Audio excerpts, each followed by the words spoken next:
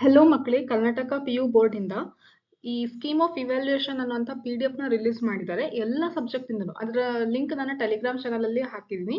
So ಇಲ್ಲಿ ಏನ್ ಹೇಳಿದ್ದಾರೆ ಅಂತಂದ್ರೆ ಯಾವ ರೀತಿ ಇವ್ಯಾಲ್ಯೂಯೇಟರ್ಸ್ ಕರೆಕ್ಷನ್ ಮಾಡ್ತಾರೆ ಅಂದ್ರೆ ಕೀ ಆನ್ಸರ್ಸ್ ಕೊಟ್ಟಿರ್ತಾರೆ ಇವ್ಯಾಲ್ಯೂಯೇಟರ್ಸ್ಗೆ. ಇದರಲ್ಲಿ ಏನಿರುತ್ತೋ ಅದ್ರ ಪ್ರಕಾರನೇ ಅವರು ಕರೆಕ್ಷನ್ ಮಾಡ್ತಾರೆ ನಿಮ್ಮ ಆನ್ಸರ್ಸ್ ನ. ಸೊ ಇನ್ನೇನು ಕರೆಕ್ಷನ್ ಕೂಡ ಮಾಡೋದು ಸ್ಟಾರ್ಟ್ ಆಗುತ್ತೆ. ಸೊ ಈಗ ಈ ಕರೆಕ್ಷನ್ ಮಾಡ್ಬೇಕಾದ್ರೆ ಯಾವ್ಯಾವ ಆನ್ಸರ್ ಕರೆಕ್ಟ್ ಇದೆ ಅಂತಂದೇಳಿ ನಿಮಗೆ ಗೊತ್ತಾದ್ರೆ ನಿಮಗೆ ಅಂದಾಜು ಒಂದು ಅಪ್ರಾಕ್ಸಿಮೇಟ್ ಇಷ್ಟು ಮಾರ್ಕ್ಸ್ ಬರ್ಬೋದು ಅಂತ ಹೇಳಿ ಐಡಿಯಾ ಬರುತ್ತೆ. ಸೊ ಹಾಗಾಗಿ ನಾನು ಇದರಲ್ಲಿ ಡೀಟೇಲ್ ಆಗಿ ಹೇಳ್ತೀನಿ. ಕೆಲವೊಂದು ಡೌಟ್ಸ್ ಕೂಡ ಇತ್ತು, ಹೌದಾ, ಮೆರಿಸ್ಟಮ್ ಮತ್ತೆ ಟಿಶ್ಯೂ ಕಲ್ಚರ್ ಡೌಟ್ ಆಗಿರ್ಬೋದು, ಆ ತರ ಕೆಲವೊಂದು ಸಣ್ಣ ಪುಟ್ಟ ಡೌಟ್ಸ್ ಗಳಿತ್ತು. ಅದನ್ನ ಕ್ಲಿಯರ್ ಆಗಿ ನಾನು ಡೀಟೇಲ್ ಆಗಿ ಈಗ ಎಕ್ಸ್ಪ್ಲೇನ್ ಮಾಡ್ತೀನಿ. So welcome back to my channel students. ನಾನು ನಿಮ್ಮ ಎಜುಕೇಟರ್ ರಚನಾ. ಈ ಚಾನಲ್ ಅಲ್ಲಿ ಬೋರ್ಡ್, KCT ಮತ್ತೆ ನೀಟ್ ರಿಲೇಟೆಡ್ ವಿಡಿಯೋಸ್ ನ ಅಪ್ಲೋಡ್ ಮಾಡ್ತಾ ಇರ್ತೀನಿ. ಸೊ ಸಬ್ಸ್ಕ್ರೈಬ್ ಮಾಡಿ, ಬೆಲ್ ಐಕಾನ್ ಪ್ರೆಸ್ ಮಾಡಿ, ಫ್ರೆಂಡ್ಸ್ ಜೊತೆ ಶೇರ್ ಮಾಡಿ, ಹಾಗೆ ಲೈಕ್ ಕೂಡ ಮಾಡಿ. So here first question. ಇದರ ಆನ್ಸರ್ ಅಲ್ಲಿ ಏನು ಡೌಟ್ ಇರ್ಲಿಲ್ಲ. ಆಸ್ ಯೂಶುವಲ್ ಸ್ಪೋರೋಪೊಲನಿನ ಫಂಕ್ಷನ್ ಹೇಳಿದ್ದಕ್ಕೆ ಇದು ಎರಡೂ ಕೂಡ ಕರೆಕ್ಟ್ ಇದೆ. Both statement 1 and 2 are correct. ಇಲ್ಲಿ ಡೆಫಿನೇಷನ್ ಕೇಳಿದ್ರು, ಯಾವುದು ಟ್ರಾನ್ಸ್ಫಾರ್ಮೇಶನ್ ಸ್ಪರ್ಮ್ಯಾಟಿಡ್ ಇಂದ ಸ್ಪರ್ಮ್ ಆಗೋದು ಯಾವುದು ಅಂತ, ಸ್ಪರ್ಮಿಯೋಜೆನೆಸಿಸ್. ಇದು ಕೂಡ ಕರೆಕ್ಟ್ ಇದೆ. ನೆಕ್ಸ್ಟ್ ಹಾರ್ಮೋನ್ ಕೇಳಿರೋದ್ರಿಂದ ಇಲ್ಲಿನೂ ಕೂಡ ಪ್ರೊಜೆಸ್ಟೆರಾನ್ ಆನ್ಸರ್ ಕರೆಕ್ಟ್ ಇದೆ. Select the one among given probable reason. Population explosion ಗೆ ಯಾವುದು ರೀಸನ್ ಅಂತ ಕೇಳಿದ್ರೆ, ಯಾಕೆಂದ್ರೆ ರಿಪ್ರೊಡ್ಯೂಸಬಲ್ ಏಜ್ ಅಂದ್ರೆ ಅಡಲ್ಟ್ ಏಜ್ ಅಲ್ಲಿ ಇರುವಂತಹ ಪಾಪ್ಯುಲೇಷನ್ ಜಾಸ್ತಿ ಇದೆ. ಸೊ ಹಂಗಾಗಿ ಪಾಪ್ಯುಲೇಷನ್ ಎಕ್ಸ್ಪ್ಲೋಷನ್ ಆಗುತ್ತೆ. That is correct here. And again ಯಾವುದು ನ್ಯಾಚುರಲ್ ಮೆಥಡ್ ಅಂದ್ರೆ ಮೆಡಿಸಿನ್ ಕೂಡ ಅಲ್ಲ ಮತ್ತೆ ಯಾವ್ದು ಕೂಡ ಡಿವೈಸ್ ಅಲ್ಲ. ಹಂಗಂದ್ರೆ ನ್ಯಾಚುರಲ್ ಮೆಥಡ್ ಯಾವ್ದು ಅಂತ ಚೂಸ್ ಮಾಡ್ಬೇಕಿತ್ತು. That is coitus interrupt. That is also correct. Then ಯಾವುದು ಸ್ಪರ್ಮ್ ಕೌಂಟಿಗೆ ರಿಲೇಟೆಡ್ ಇದೆ ಅಂತ ಕೇಳಿದ್ರು, that is IUI, intrauterine insemination. ಅದನ್ನು ಕೂಡ ಕರೆಕ್ಟ್ ಇದೆ. ಮತ್ತೆ ಇದು ಸಿಂಬಲ್ ಕೇಳಿದ್ರು, ಸೊ ಈ symbol this is also correct. Then ಯಾವುದು ಕರೆಕ್ಟ್ ಸೀಕ್ವೆನ್ಸ್ ಇದೆ ಸೆಂಟ್ರಲ್ ಡಾಗ್ಮೋದ್ ಅಂತ, DNA ಇಂದ mRNA, mRNA ಇಂದ ಪ್ರೋಟೀನ್ ಆಗುತ್ತೆ. ನೆಕ್ಸ್ಟ್ ಜೆನೆಟಿಕ್ ಡ್ರಿಫ್ಟಿನ ಡೆಫಿನೇಷನ್ ಕೇಳಿದ್ರು ಕ್ವೆಶನ್ ಅಲ್ಲಿ, ಸೊ ಹಾಗಾಗಿ D is a correct answer. Next ಇಲ್ಲಿ ಬರುವಂತ ಸಿಂಪ್ಟಮ್ಸ್ ಗೆ ಯಾವ್ದು ಟೆಸ್ಟ್ ಮಾಡಿದ್ರೆ ಸೂಕ್ತ ಅಂತ ಕೇಳಿದ್ರು ಕ್ವೆಶನ್ ಅಲ್ಲಿ. That symptoms represent typhoid. So typhoid test ಮಾಡ್ಲಿಕ್ಕೆ ಇರೋದು ಒಂದು ಟೆಸ್ಟ್ ಯಾವುದು ಅಂದ್ರೆ Widal test. Next clot buster ಆಗಿ ಯೂಸ್ ಮಾಡುವಂತದ್ದು ಸ್ಟ್ರೆಪ್ಟೋಕೈನೇಸ್. ಮತ್ತೆ ಗೋಲ್ಡ್ ಮತ್ತೆ ಟಂಗ್ಸ್ಟನ್ ಪಾರ್ಟಿಕಲ್ಸ್. ಟಂಗ್ಸ್ಟನ್ ಅಂತ ಏನ್ ಮೆನ್ಷನ್ ಮಾಡಿಲ್ಲ ಕ್ವಶನ್ ಅಲ್ಲಿ, ಗೋಲ್ಡ್ ಅಂತ ಇದೆ. ಸೊ ಯೂಶಲಿ ಗೋಲ್ಡ್ ಪಾರ್ಟಿಕಲ್ಸ್ ಇಟ್ಕೊಂಡು ಬಂಬಾರ್ಡ್ ಮಾಡುವಂತಹ ಮೆಥಡ್ ಯಾವ್ದಕ್ಕೆ ಯೂಸ್ ಮಾಡೋದು ಅಂದ್ರೆ ಪ್ಲಾಂಟ್ಸ್ ಗೆ. ಸೊ ಆ ಮೆಥಡ್ ಯಾವುದು? ಬಯೋಲಿಸ್ಟಿಕ್ ಮೆಥಡ್. ನೆಕ್ಸ್ಟ್ ಅಗೇನ್ ಡೆಫಿನೇಷನ್, ಇದನ್ನ ಏನಂತ ಕರಿತೀವಿ? ಬಯೋಪೈರಸಿ. ಇದೆಲ್ಲ ಮೋಸ್ಟ್ ಎಕ್ಸ್ಪೆಕ್ಟೆಡ್, ಎಲ್ಲ ರಿಪೀಟ್ ಆಗಿರುವಂತಹ ಕ್ವೆಶನ್ಸ್ ಕೇಳಿರೋದು. ಹಂಗ ನೋಡಿದ್ರೆ MCQ ಬಹಳ ಈಸಿನೇ ಇತ್ತು, ನ್ಯೂಮರಿಕಲ್ನು ಕೂಡ ಕೇಳಿಲ್ಲ. ನೆಕ್ಸ್ಟ್ ಡಿಕಂಪೋಸಿಷನ್ ಪ್ರೊಸೆಸ್ ಅಲ್ಲಿ ಒಂದು ಸ್ಟೆಪ್ ಇದೆ, ಅದನ್ನ ಇಲ್ಲಿ ಕೇಳಿದ್ರು. That is one as what? Mineralisation. Next in situ exit examples. As usual ಯಾವುದು ಎಕ್ಸಿಟು ಅಂತ ಕೇಳಿದಾಗ ಕ್ರಯೋ ಪ್ರಿಸರ್ವೇಷನ್ ಬರುತ್ತೆ. ಬಹಳ ಏನು ತೀರಾ ಕಡಿಮೆ -193°C ಅಲ್ಲಿ ಯಾವುದೇ ಆಗಿರುವಂತಹ ಒಂದು ಪ್ಲಾಂಟ್ ಅಥವಾ ಅನಿಮಲ್ ಮೆಟೀರಿಯಲ್ ನ ಸ್ಟೋರ್ ಮಾಡುವಂತದ್ದು. So that is known as what? Cryopreservation. Next fill in the blanks ಅಂತೂ easy as usual. Apomixis, saltation, oxytocin, ಗ್ಲಾಮಸ್ ಮತ್ತೆ ಎಲ್ಯೂಷನ್. ಇದನ್ನು ಕೂಡ ನಾನು ಆನ್ಸರ್ ಡಿಸ್ಕಸ್ ಮಾಡಿದ್ನಲ್ಲ. ಸೊ ಪೇಪರ್ ಡಿಸ್ಕಷನ್ ವಿಡಿಯೋನು ಕೂಡ ಅಪ್ಲೋಡ್ ಮಾಡಿದ್ದೆ. ನಿಮಗೆ ಆನ್ಸರ್ ಡೀಟೇಲ್ ಆಗಿ ಎಕ್ಸ್ಪ್ಲನೇಷನ್ ಬೇಕು ಅಂದ್ರೆ ಆ ವಿಡಿಯೋನ ನೀವು ನೋಡಿ. ನೆಕ್ಸ್ಟ್ ಇಲ್ಲಿ ಪಾರ್ಟ್ ಬಿ ಅಲ್ಲಿ ಡಯಾಗ್ರಾಮ್ ನೋಡಿ. ನಾನು ಯಾವಾಗ್ಲೂ ಹೇಳ್ತಿದ್ದೆ 2 marks ಡಯಾಗ್ರಾಮ್ ಅಂತ ಅಂದ್ರೆ 4 ಲೇಬ್ಲಿಂಗ್ ಕಂಪಲ್ಸರಿ, 3 marks ಡಯಾಗ್ರಾಮ್ ಅಂದ್ರೆ 6 ಲೇಬ್ಲಿಂಗ್ ಕಂಪಲ್ಸರಿ, 5 marks ಡಯಾಗ್ರಾಮ್ ಅಂತಂದ್ರೆ 10 ಲೇಬ್ಲಿಂಗ್ ಕಂಪಲ್ಸರಿ. ನಿಮ್ಮ ಡಯಾಗ್ರಾಮಿಗೆ ಮಾರ್ಕ್ಸ್ ಇರೋದಿಲ್ಲ, ಬದಲಾಗಿ ಯಾವ ರೀತಿ ನೀವು ಲೇಬಲ್ ಕರೆಕ್ಟ್ ಆಗಿ ತೋರಿಸ್ತೀರಾ. ಸಪೋಸ್ ರಾಡಿಕಲ್ ಅಂದ್ರೆ ಇಲ್ಲಿ ತೋರಿಸ್ತಿರೋಂತ ರಾಡಿಕಲ್ ಪಾರ್ಟೇ ಇರಬೇಕು. ಸೊ ಆ ರೀತಿ ಇತ್ತು ಅಂದ್ರೆ ಅದಕ್ಕೆ ಹಾಫ್ ಮಾರ್ಕ್ಸ್. ಸೊ ಆ ರೀತಿ 4 ಲೇಬ್ಲಿಂಗ್ ಮಾಡಿದ್ರೆ ಇಲ್ಲಿ ನಿಮಗೆ ಎಷ್ಟು ಸಿಗುತ್ತೆ? 2 marks. ಇಲ್ಲಿ ನೋಡಿ, any 4 correct labeling, half marks each. Always for diagram it is compulsory, half marks for 1 labeling. Got this? Next linkage ಮತ್ತೆ ರಿಕಾಂಬಿನೇಷನ್. ಸೇಮ್ ಆನ್ಸರ್ ನ ನಾನು ಎಕ್ಸ್ಪ್ಲೇನ್ ಮಾಡಿದ್ದೆ ಡಿಸ್ಕಷನ್ ಅಲ್ಲಿ. ಏನಂತ? ಫಿಸಿಕಲ್ ಅಸೋಸಿಯೇಷನ್ ಬಿಟ್ವೀನ್ ಜೀನ್ ಇತ್ತು ಅಂದ್ರೆ ಅದನ್ನ ನಾವೇನಂತ ಕರಿತೀವಿ? ಲಿಂಕೇಜ್ ಅಂತ. ಅದೇ ಅದರಲ್ಲಿ ಏನಾದ್ರೂ ಕ್ರಾಸಿಂಗ್ ಓವರ್ ಆಯಿತು ಅಂತ ಅಂದ್ರೆ ಅದನ್ನ ನಾವೇನಂತ ಕರಿತೀವಿ? Recombination. Is the generation of non parental gene combination. Recombination ಅಂತ ಅಂದ್ರೆ ಏನು? ಕ್ರಾಸಿಂಗ್ ಓವರ್ ಆಗ್ಬಿಟ್ಟು ಹೊಸದಾಗಿ ರಿಕಂಬೈನ್ ಆಗಿರುವಂತಹ ಹೊಸ ಜೀನ್ ನ ಪ್ರೊಡ್ಯೂಸ್ ಮಾಡುವಂತ ಪ್ರಾಸೆಸ್ ಗೆ ನಾವೇನಂತ ಕರಿತೀವಿ? Recombination. You can also write here is crossing over ಆಗುತ್ತೆ ಅಂತ ಬರೆದ್ರು ಕೂಡ ಇಲ್ಲಿ ನಿಮಗೆ 1 mark ಸಿಗುತ್ತೆ, ಕಟ್ ಆಗೋದಿಲ್ಲ. ಓಕೆ. ನೆಕ್ಸ್ಟ್ AUG ಫಂಕ್ಷನ್ ಏನು, ಒಂದು ಮಿಥಿಯೋನೈನ್ ನ ಕೋಡ್ ಮಾಡುತ್ತೆ, ಇನ್ನೊಂದು ಇನಿಷಿಯೇಟರ್ ಆಗಿ ಆಕ್ಟ್ ಮಾಡುತ್ತೆ. ನೆಕ್ಸ್ಟ್ ಇಲ್ಲಿನೂ ಕೂಡ ನೀವು ಕರೆಕ್ಟ್ ಆಗಿ ಬರಿಬೇಕು. ಇದನ್ನ ಟೇಬುಲರ್ ಕಾಲಮ್ ಅಲ್ಲಿ ಕೇಳಿದ್ರು, ಕ್ಯಾರೆಕ್ಟರ್ ಕೇಳಿಬಿಟ್ಟು ಅದು ಯಾವ್ದು ಅಂತಂದೇಳಿ ಐಡೆಂಟಿಫೈ ಮಾಡಕ್ ಹೇಳಿದ್ದು, ಯಾವ ಸ್ಟೇಜ್ ಎವಲ್ಯೂಷನ್ ಅಲ್ಲಿ ಅಂತ ಐಡೆಂಟಿಫೈ ಮಾಡಕ್ ಹೇಳಿದ್ದು. ಸೊ ಫಸ್ಟ್ A ಇರೋದು ಹೋಮೋ ಹ್ಯಾಬಿಲಿಸ್ ಆಗುತ್ತೆ, B ಇರೋದು ಹೋಮೋ ಎರೆಕ್ಟಸ್ ಆಗುತ್ತೆ. ಇಲ್ಲಿ ನೀವು ಏನ್ ಗಮನ ಇಟ್ಕೋಬೇಕು ಅಂತ ಅಂದ್ರೆ, ಹೋಮೋ ಹ್ಯಾಬಿಲಿಸ್ ಮತ್ತೆ ಹೋಮೋ ಎರೆಕ್ಟಸ್ ನೀವು ಬರ್ದಾದ್ಮೇಲೆ ಈ ರೀತಿ ಸೈಂಟಿಫಿಕ್ ನೇಮ್ ಯಾವ ರೀತಿ ಬರಿಬೇಕು ಅದೇ ರೀತಿನೇ ಫಾಲೋ ಮಾಡಿರ್ಬೇಕು rules. First genus capital, small letter, species first. Okay, so ಅದು ಬರೆದ್ಮೇಲೆ ಅದ್ರ ಕೆಳಗಡೆ ಅಂಡರ್ಲೈನ್ ಮಾಡ್ಬೇಕು. ಇದು ಪ್ರಿಂಟೆಡ್ ಫಾರ್ಮ್ ಇರೋದ್ರಿಂದ ಇಟಾಲಿಸೈಸ್ ಮಾಡಿದರೆ, ನೀವು ಬರೆದಾಗ ಅದ್ರ ಕೆಳಗಡೆ ಅಂಡರ್ಲೈನ್ ಮಾಡಿರ್ಬೇಕು. ಹಂಗ್ ಮಾಡಿಲ್ಲ ಅಂದ್ರೆ ಹಾಫ್ ಮಾರ್ಕ್ಸ್ ಕಟ್ ಮಾಡ್ತಾರೆ, ಜಾಸ್ತಿ ಇಲ್ಲ. ಓಕೆ, ಸೊ ಪೂರ್ತಿ ರಾಂಗ್ ಅಂತ ಕನ್ಸಿಡರ್ ಏನ್ ಮಾಡೋದಿಲ್ಲ. ನೆಕ್ಸ್ಟ್ ಯಾವಕ್ಕೆ that is which drug is very useful in patients who have undergone surgery. So ಸರ್ಜರಿಗೆ ಯಾವ ಡ್ರಗ್ ಯೂಸ್ ಮಾಡ್ತಾರೆ ಯಾಕೆ ಅಂತ ಕೇಳಿದ್ದು, ಅದಕ್ಕೆ ಆನ್ಸರ್ ಏನಂತ ಬರೀತಾರೆ, ಮಾರ್ಫಿನ್ ಅಂತ ಬರೆದ್ರೆ 1 ಮಾರ್ಕ್ ಸಿಗುತ್ತೆ. ಇಲ್ಲಿ ನೋಡಿ, ಮಾರ್ಫಿನ್ ಅಂತ ಬರೆದ್ರೆ 1 ಮಾರ್ಕ್ ಸಿಗುತ್ತೆ. Next because morphine is a very effective sedative and painkiller. So ನೀವು ಪೇನ್ ಕಿಲ್ಲರ್ ಅಂತ ಬರೆದ್ರೆ ಇಲ್ಲಿ ನಿಮಗೆ 1 ಮಾರ್ಕ್ ಸಿಗುತ್ತೆ. ಯಾಕೆ ಅಂದ್ರೆ ಅದು ಪೇನ್ ಕಿಲ್ಲರ್ ಆಗಿ ಯೂಸ್ ಮಾಡ್ತೀವಿ ಅಂತ ಬರೆದ್ರೆ 1 ಮಾರ್ಕ್ ಸಿಗುತ್ತೆ. ಓಕೆ, ನೆಕ್ಸ್ಟ್ ಇದು ಎಲ್ಲರಿಗೂ ಕನ್ಫ್ಯೂಷನ್ ಇತ್ತಲ್ಲ, ಯಾಕಂದ್ರೆ ಮೆರಿಸ್ಟಮ್ ಕಲ್ಚರ್ ಅಂತ NCERT ಅಲ್ಲಿ ಸಪ್ರೇಟ್ ಆಗಿ ಟರ್ಮ್ ಮೆನ್ಷನ್ ಮಾಡಿಲ್ಲ, ಮೆರಿಸ್ಟಮ್ ಅಂತ ಮೆನ್ಷನ್ ಮಾಡಿದರೆ. As it is a subtype of tissue culture. ಇದೆಲ್ಲದನ್ನು ಏನು NCERT ಅಲ್ಲಿ ಕೊಟ್ಟಿರೋದು, ಮೈಕ್ರೋ ಪ್ರೊಪಗೇಷನ್ ಆಗಿರ್ಬೋದು, ಸೊಮ್ಯಾಟಿಕ್ ಹೈಬ್ರಿಡೈಸೇಷನ್ ಆಗಿರ್ಬೋದು, ಇದೆಲ್ಲ ಯಾವ್ದ್ರಲ್ಲಿ ಬರುತ್ತೆ, ಯಾವ್ದು ಅಂಡರ್ ಅಲ್ಲಿ ಬರುತ್ತೆ ಅಂದ್ರೆ ಟಿಶ್ಯೂ ಕಲ್ಚರ್ ಅಂಡರ್ ಅಲ್ಲಿ ಬರುತ್ತೆ. ಬಟ್ ಸಪ್ರೇಟ್ ಆಗಿ ಅದರದ್ದೇ ಪ್ರೊಸೆಸ್ ಇನ್ವಾಲ್ವ್ ಆಗಿರೋದ್ರಿಂದ ಅದಕ್ಕೆ ಸಪ್ರೇಟ್ ಟರ್ಮ್ಸ್ ಕೊಟ್ಟಿರೋಂಥದ್ದು. ಗೊತ್ತಾಯ್ತು? ಅದಕ್ಕಾಗಿ ಇಲ್ಲಿ ಮೆರಿಸ್ಟಮ್ ಕಲ್ಚರ್ ಅಂತ ಏನು NCERT ಅಲ್ಲಿ ಇರ್ಲಿಲ್ವಲ್ಲ, ಸೊ ಹಂಗಾಗಿ ಟಿಶ್ಯೂ ಕಲ್ಚರ್ ಅಂತ ಬರೋದ್ರೂ ಮಾರ್ಕ್ಸ್ ಬರ್ತದೆ. C tissue culture slash or meristem culture, ನೀವು ಯಾವ್ದು ಬರೋದ್ರೂ ಆನ್ಸರ್ ಸಿಗುತ್ತೆ. ಸೊ ಯಾವ ಪಾರ್ಟ್ ನ ಅಂತ ಕೇಳಿದಾಗ ಮೆರಿಸ್ಟಮ್ ಅಂತ ಹೇಳ್ತಾರೆ, ದಟ್ ಇಸ್ ಫಾರ್ 1 ಮಾರ್ಕ್. ಆಮೇಲೆ ಅಂತ ಪ್ರೊಸೆಸ್ಗೆ ಏನಂತ ಕರಿತೀವಿ, tissue culture or meristem culture, 1 mark. ಗೊತ್ತಾಯ್ತು? ನೆಕ್ಸ್ಟ್ ಟ್ರಾಪಿಕಲ್ ರೀಜನ್ಸ್ ಅಲ್ಲಿ ಯಾಕೆ ಜಾಸ್ತಿ ಡೈವರ್ಸಿಟಿ ಇದೆ ಅಂತಂದೇಳಿ ಕ್ವಶನ್ ಕೇಳಿದ್ದಕ್ಕೆ ಆನ್ಸರ್ ನೀವು ಇಲ್ಲಿ 2 ರೀಸನ್ ಬರೀತೀರಾ. ಯಾವ್ದಾದ್ರು 2 ರೀಸನ್ ಕರೆಕ್ಟ್ ಆಗಿ ಎಕ್ಸ್ಪ್ಲೇನ್ ಮಾಡ್ತಾ ಇದ್ರೆ ಅದಕ್ಕೆ 2 ಮಾರ್ಕ್ಸ್ ಕೊಡಿ ಅಂತ ಹೇಳಿದ್ದಾರೆ. C any 2 points even stated briefly that is considered as 1 mark each. ನೋಡಿ ಯಾವ್ದೆಲ್ಲ ಬರೀಬಹುದು, tropical latitudes have remained relatively undisturbed for millions of years and thus had a long evolutionary time for species diversification.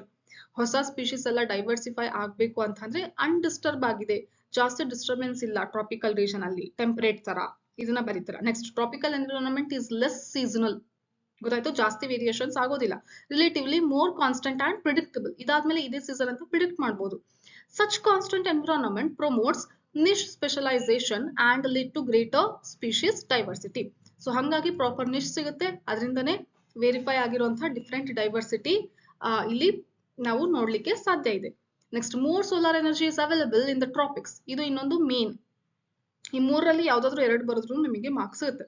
Solar light inclination ಏನಿದೆಯಲ್ಲ, ಅದು tropical ಕಡೆ ಜಾಸ್ತಿ ಬೀಳೋದ್ರಿಂದ ಇಲ್ಲಿ ಏನು ಜಾಸ್ತಿ diversity ನೋಡ್ತೀವಿ. Next 3 ಮಾರ್ಕ್ಸಿನ questions. List the features required for the flowers pollinated by wind. Wind ಪಾಲಿನೇಷನ್ಗೆ ಇರುವಂತಹ ಕ್ಯಾರೆಕ್ಟರ್ಸ್, ಇದು ನಾನೆಲ್ಲ ಇಂಪಾರ್ಟೆಂಟ್ ಅಂತ ಹೇಳಿರೋದೇ ನೋಡಿ. ಸೊ ಇದರಲ್ಲಿ ನೀವು ಯಾವ್ದಾದ್ರು 3 ಪಾಯಿಂಟ್ಸ್ ಬರೆದ್ರೂ ಕೂಡ ನಡೆಯುತ್ತೆ.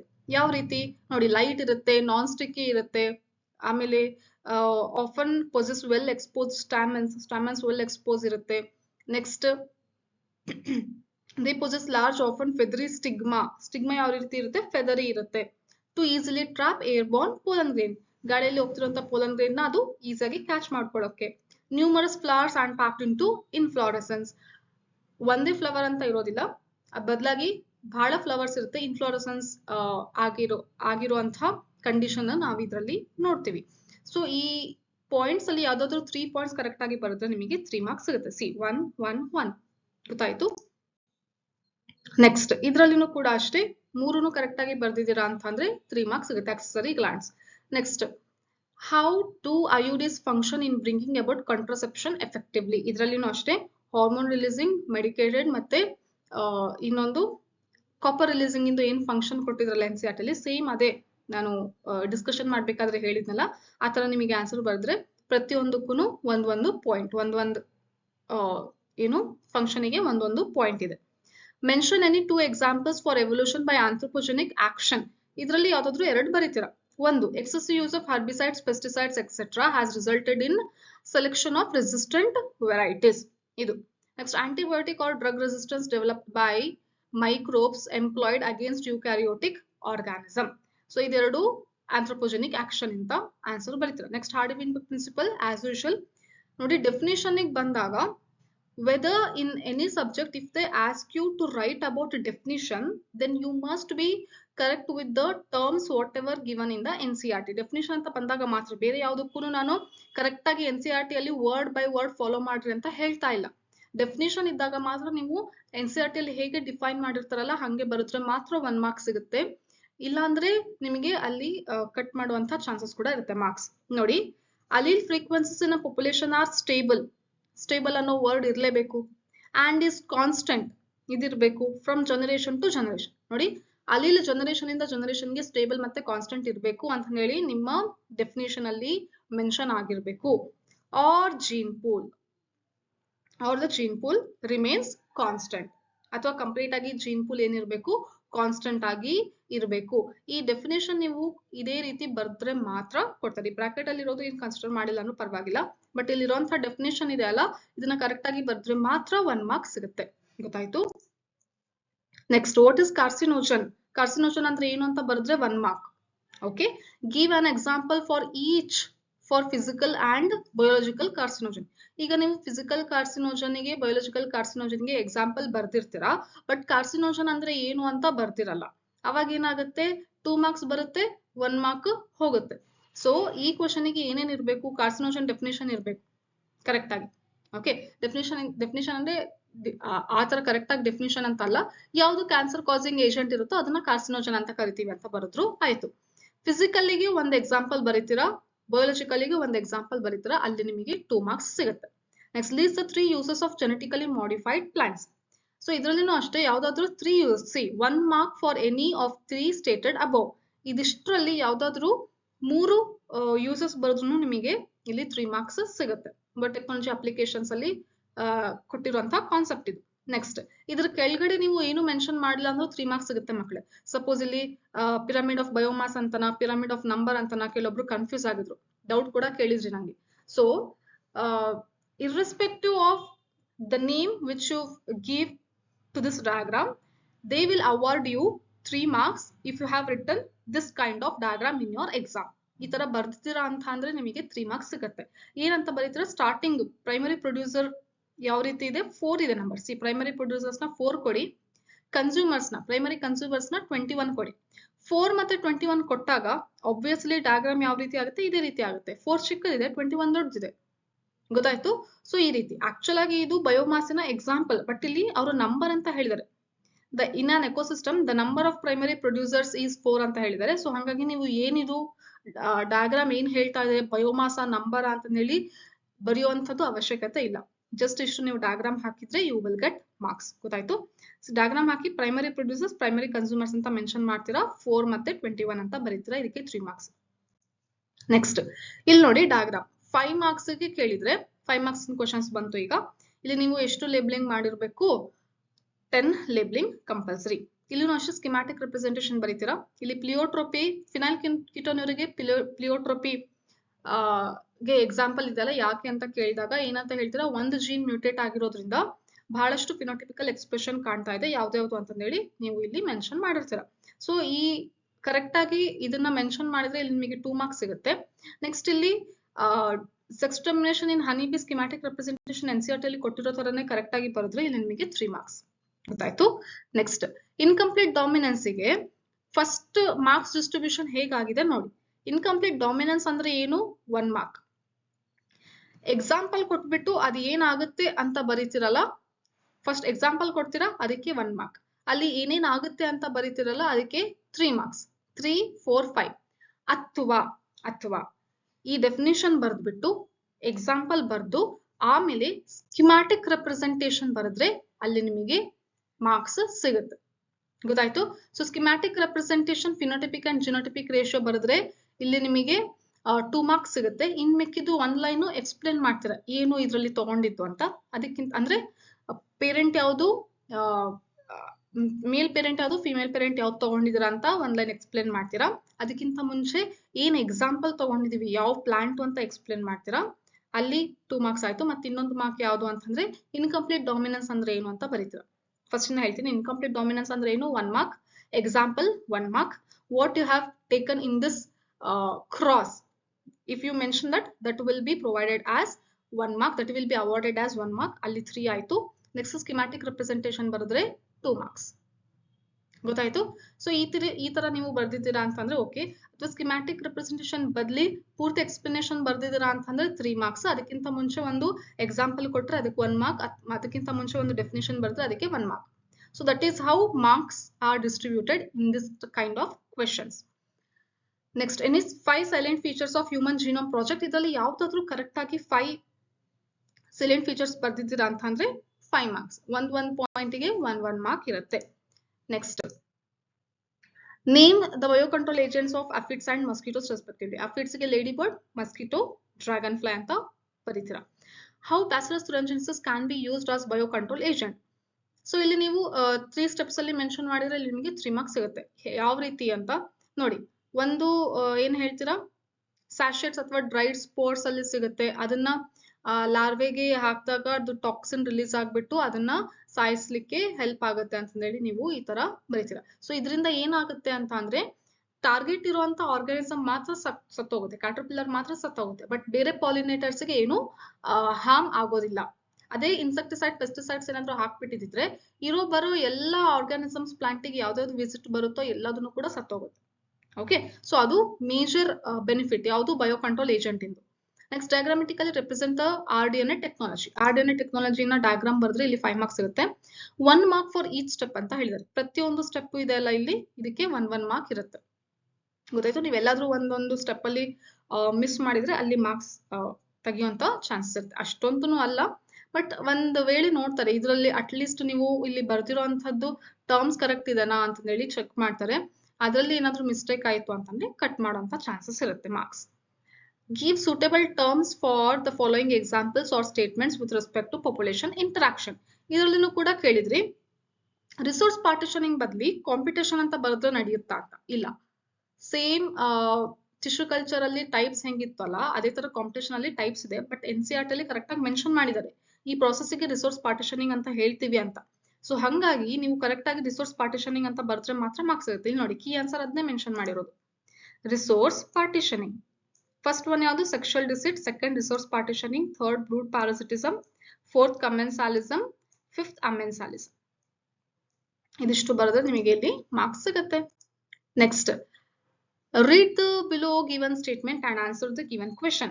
A breeder is interested in crossing different species of plants to combine desirable characters to produce commercially superior varieties. What major approach in crop improvement program would you suggest to the breeder to achieve this goal?